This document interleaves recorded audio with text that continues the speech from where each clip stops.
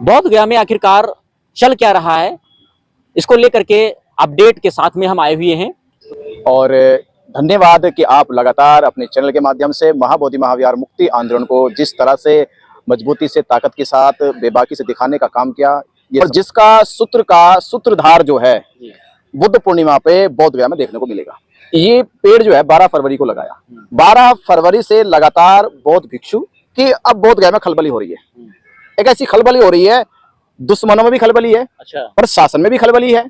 प्रशासन भी बोध गया के चक्कर लगा रही है, कुछ तो बात हो रही है। कुछ सामंतवादी लोग, कुछ पंडे पुरोहित भी सड़कों पे चक्कर। वो वक्त आने वाला है और उस वक्त की जो रफ्तार है, अब बाबा साहब डॉक्टर अंबेडकर जी के समय का वो बोध जगने लगा, जिनको बाबा साहब अंबेडकर जी ने 14 अक्टूबर 1956 बौद्ध विहार है, उसके अंदर जो शिवलिंग, देवी देवता जो स्थापित कर दिया है, जो छोटे छोटे हिंदू टेम्पल स्थापित कर दिए हैं, क्या वो टेम्पल वहां से हटाए जाएंगे या फिर वहीं पर स्थापित रहेंगे? महाबोधि महाविहार लुम्बिनी से भी बड़ा है, लुम्बिनी से भी ज्यादा प्रसिद्ध है, तो वर्ल्ड हेरिटेज है, दुनिया के लिए बहुत प्रतीक है, क्योंकि लुम्बिनी के लोग यहाँ पे आते हैं। तो अब यही कहूंगा कि महाबोधि महाविहार परिसर के आसपास का जो एरिया है। नमस्कार, नमो बुद्धाय, जय भीम। आप देख रहे हैं द बुद्धिस्ट टाइम्स टीवी। इस वक्त मैं महाबोधि महाविहार मुक्ति आंदोलन बोध गया में हूँ और बोध गया मुक्ति आंदोलन का आज 68वां दिन है। आज के अवसर पर हमारे साथ में द बुद्धिस्ट टाइम्स टीवी की इस खास स्क्रीन पर एक बार फिर से महाबोधि मुक्ति यात्रा को संचालित कर रहे हैं भंते क्रांतिकारी भंते बीनाचार्य जी। संपूर्ण यूपी जो नोएडा से शुरू हुई और बोध गया बुद्ध पूर्णिमा तक पहुंचने वाली है। बोध गया में आखिरकार चल क्या रहा है, इसको लेकर के अपडेट के साथ में हम आए हुए हैं।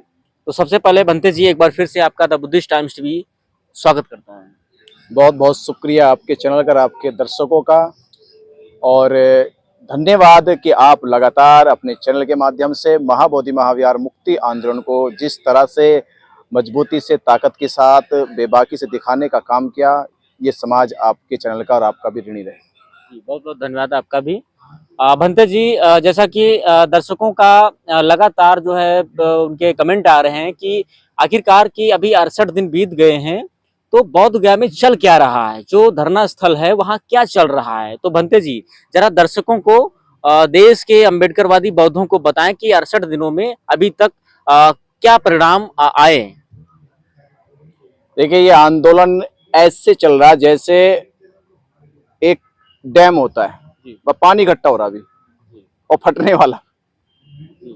तो 68 दिनों से समाज की मजबूती एक सूत्र में बन रही है, और जिसका सूत्रधार जो है बुद्ध पूर्णिमा पे बोध गया में देखने को मिलेगा। हम लोगों ने ये पेड़ जो है 12 फरवरी को लगाया। 12 फरवरी से लगातार बौद्ध भिक्षु, बौद्ध समाज और देश भर के बौद्ध अनुयायी इसको सींच रहे थे, और ये सिंचाई का कार्य लगातार आज 68 दिन से चल रहा है। और अब इस पेड़ का जो हमने सिंचाई 12 फरवरी से शुरू की थी, 12 मई बुद्ध पूर्णिमा को उसका फल समाज खाने वाला है। अब हमें लगता है कि अब बोध गया में खलबली हो रही है। एक ऐसी खलबली हो रही है, दुश्मनों में भी खलबली है, प्रशासन में भी खलबली है। प्रशासन भी बोध गया के चक्कर लगा रही है। पता चल रहा कुछ प्रशासन पटना के चक्कर लगा रहे, पटना के प्रशासन बोध गया चक्कर लगा रहे, तो दोनों एक दूसरे की तरफ चक्कर लगा रहे, तो कुछ तो बात हो रही है। उसी तरफ कुछ सामंतवादी लोग, कुछ पंडे पुरोहित भी सड़कों पे चक्कर लगा रहे, वो भी घबरा रहे हैं कि अब कुछ होने वाला है। 12 मई कुछ होने वाला है, कुछ बड़ा होने वाला है। पूरा देश का बौद्ध समाज बोध गया आने वाला है। वो बौद्ध समाज आने वाला है जो 135 साल से लगातार ये प्रतीक्षा कर रहा था, इंतजार कर रहा था कि कब आएगी वो घड़ी जब वो महाबोधि महाविहार को मुक्ति का साक्षी बनेगा।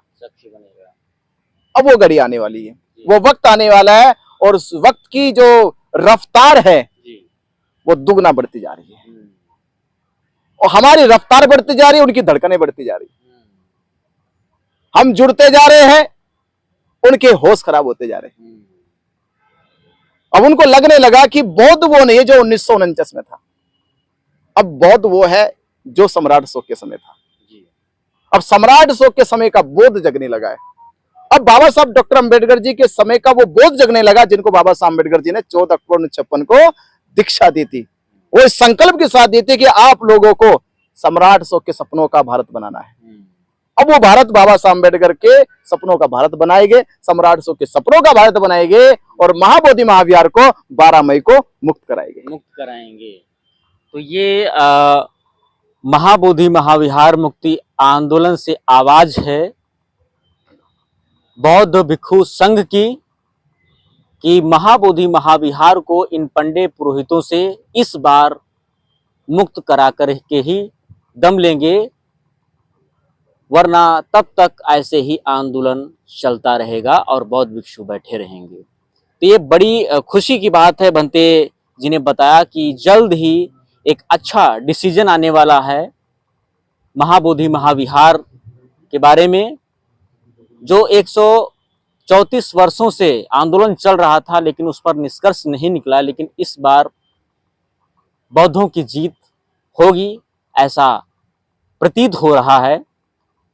बहुत जल्द ही इसको लेकर के 12 मई को खुशखबरी भी आने वाली है।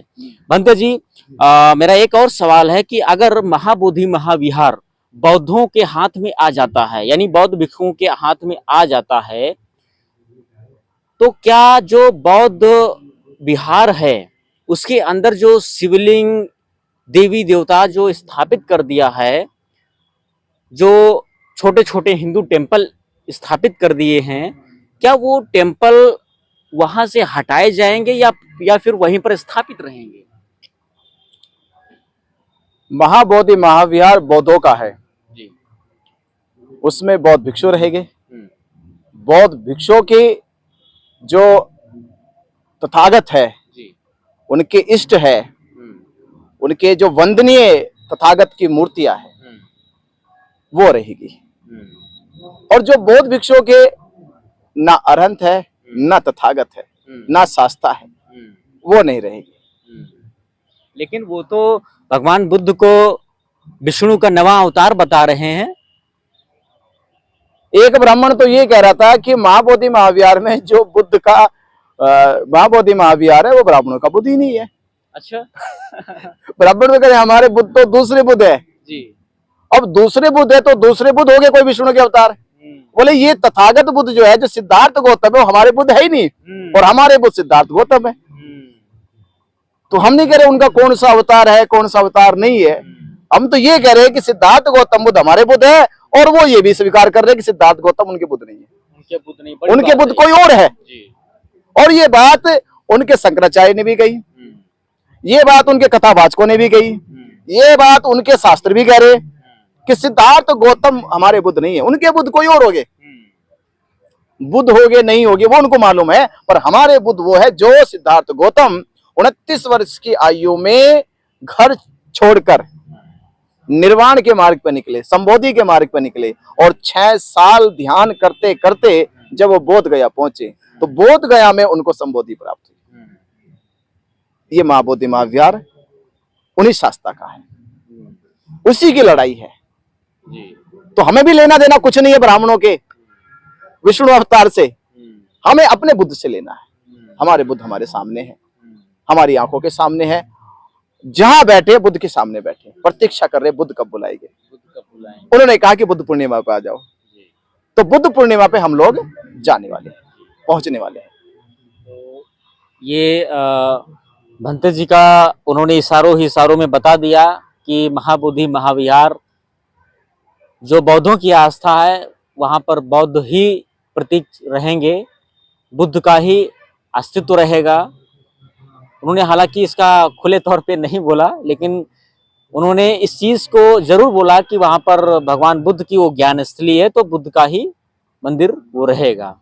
भंते जी, इसी के साथ साथ में जो पूरे बिहार में जो बौद्ध विहार बने हुए हैं, बौद्ध मठ बने हुए हैं, उनमें भी हम देख रहे हैं लगातार चारों तरफ से वायरल वीडियोस भी चल रहे हैं, लगातार उनकी अपडेट आ रही है। ऐसे तो बहुत ऐसे भी स्थल हैं जहां पर वो मंदिर, वो विहार खुल करके नहीं आ पा रहे हैं, जहां पर भगवान बुद्ध की मूर्तियों को रूपांतरण करके हिंदू देवी देवताओं में परिवर्तित कर दिया गया है।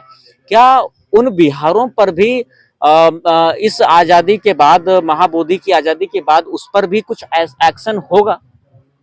देखिए, ये लड़ाई जो है,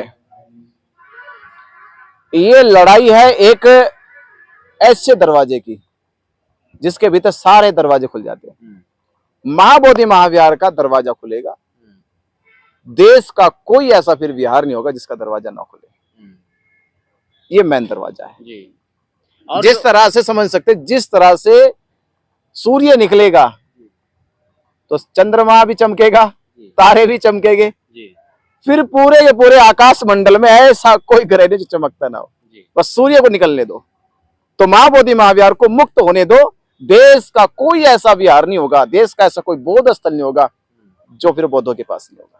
और बुद्ध के नाम पर जो बौद्ध स्थली हैं, उनके नाम पर हजारों एकड़ की जमीन जो है इन मनुवादियों ने कब्जा कर रखा है, उसको लेकर के क्या कहना है? उसके लिए ये कहना है कि वो लुम्बिनी जाकर देख ले। लुम्बिनी में भी सिद्धार्थ गौतम का जन्म हुआ, तो नेपाल सरकार ने करीब 5 किलोमीटर एरिया में महाविहार की जमीन को एक्वायर कर लिया और 5 किलोमीटर दायरे में कहा कि कोई बिल्डिंग नहीं बनेगी, कोई मार्केट नहीं लगेगी, कोई समुदाय बसाए नहीं जाएगा। पूरा एरिया एकदम वो लोगों के लिए आस्था का, श्रद्धा का, वहां के प्रार्थना का क्षेत्र है, उसमें कोई भी इस तरह की डिस्टर्बेंस नहीं किया जाएगा।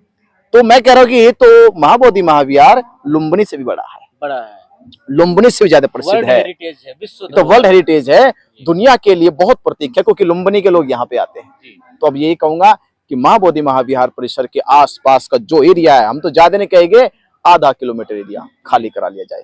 महाबोधि महाविहार के आसपास आधा किलोमीटर तक कोई बस्ती, कोई बिल्डिंग, कोई मंदिर, कोई इमारत नहीं होनी चाहिए, वहाँ पीस होनी चाहिए, शांति होनी चाहिए।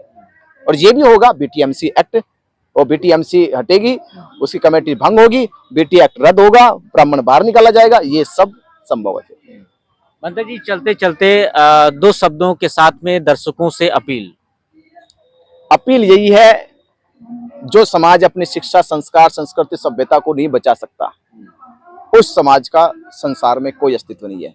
इसलिए आज मौका है अपनी शिक्षा को बिलाने का, अपने संस्कारों को स्थापित करने का, अपनी संस्कृति को देश में दिखाने का और अपने सभ्यता को वापस लौटाने का। तो देशवासियों से जरूरत है, अगर चाहते हो अपना अस्तित्व देश दुनिया में, तो अपनी इस विरासत को बचाने के लिए 12 मई को बोध गया जाओ। बहुत बहुत धन्यवाद। द बुद्धिस्ट टाइम्स टीवी पर बात कर रहे थे क्रांतिकारी भंते विनाचार्य जी।